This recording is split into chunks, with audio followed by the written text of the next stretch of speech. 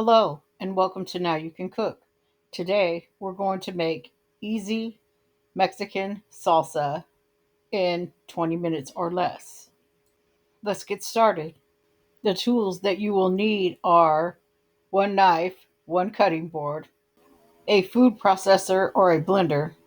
Sorry, I thought about filming this after I added this stuff to the blender. A spoon and a fork, not pictured, sorry.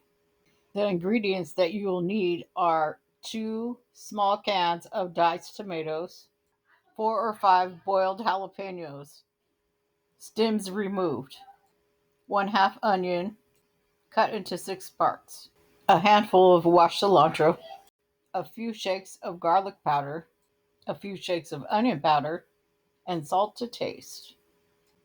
Begin by removing the top stems off of the chili. Boil the chilies in a pot of water until they turn color. This is the color they should be. Let them rest in a bowl until they cool down a little bit if you're using a plastic blender. Skip this part with a glass blender. Add your fruit and vegetables to the blender. Add a few shakes of garlic powder, a few shakes of onion powder, and blend until everything is chopped up. Salt to taste. Turn into two bowls like this. And then smile. Now you can cook easy Mexican salsa in about 20 minutes or less. Thanks for watching. Enjoy.